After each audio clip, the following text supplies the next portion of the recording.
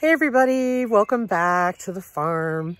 So today I want to give you a tour of the pheasant run, which will be real quick, and also show you what we're doing for the pigs. So come on along. So there it is. The pheasant pen is finally finished. I think they call it a flight pen, but it's all done.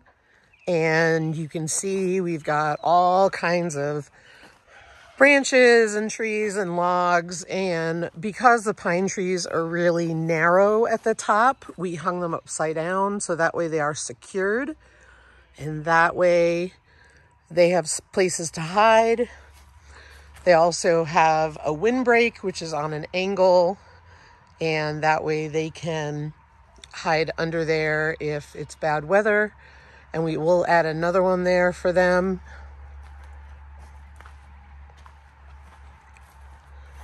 And of course, we've got logs and boards all secured.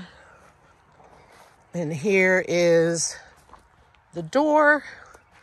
We've got 3 latches on it. And we secured the chicken wire underneath boards, so that way we would have that nice and secure as well, and there's no seams. Let me take you inside. So that right there is to level it up for their water. As you all know, the waters work on gravity, and that's the problem we have because everything's on an angle. And I'm hoping to put their feeder there. And then, yeah, it looks like a jumbled mess, but we looked at some videos and they talked about, you know, they will weave through all that. And so when we cut down the trees, we just took some of the brush and cut the tips off, and that way they've got a place to hide in here. And that's what I was talking about with Ryan having the trees nailed to the framing.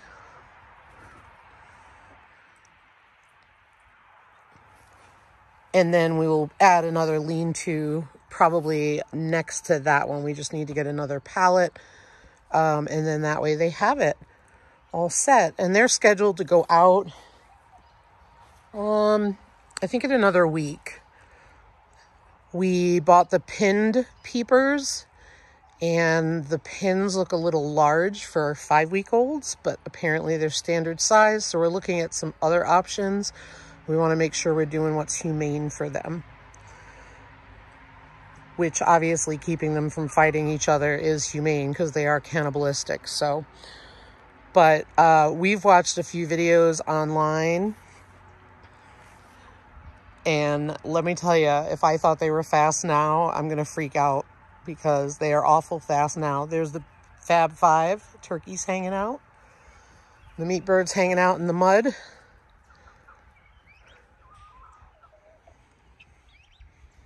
But yeah, they fly like crazy. So this should be interesting.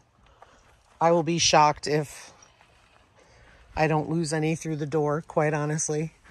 But like the meat bird coop, we've got a bungee cord, so the door closes right away, which is really helpful.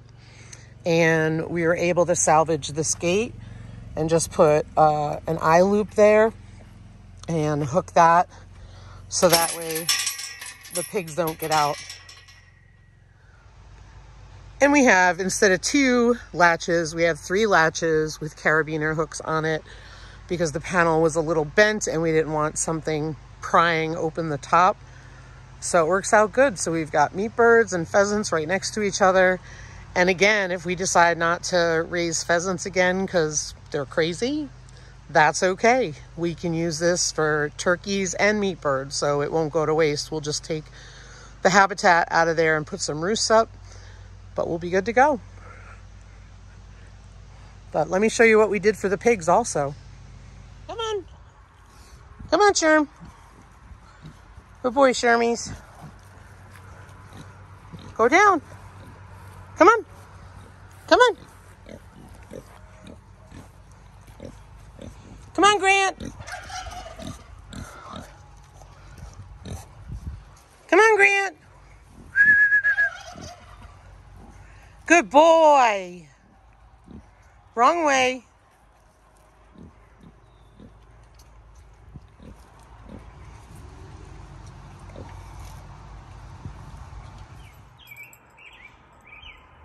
So here's what we did with the pigs. We've got temporary net fencing right there that's plugged in. And then we have another set of net fencing there, so that way the girls can come here, the boys can go there. And we open the fence there, so that way the boys can go in, and the hot wire is now working in that pasture, but you can see how tall that grass is. And they're just coming up because they know it's getting close to you know what time.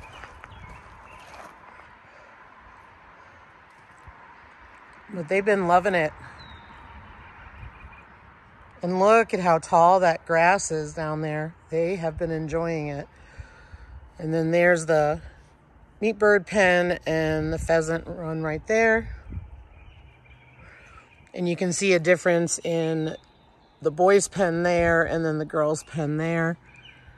And now at least we'll just put them in their pens at night, but then we will let them go out to graze after they eat in the morning. And this is also the back part of our property.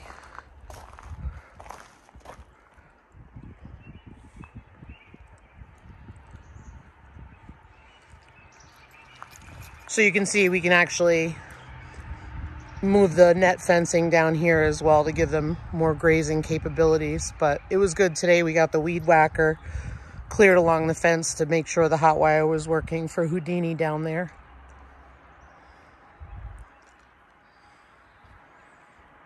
Our little piece of heaven. All right, guys, that's all we got for today. So it feels good to have the pheasant run done. Feels good to have separate pastures for the pigs so they can graze on grass.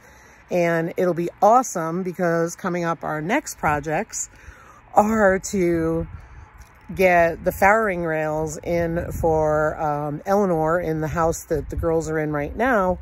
And then also get a farrowing house and rails and a little bit of a pasture set up for Fiona. So that way she's in there about a month before she's ready to go. So stay tuned. We'll have more projects coming up. Have a great day, guys. Take care.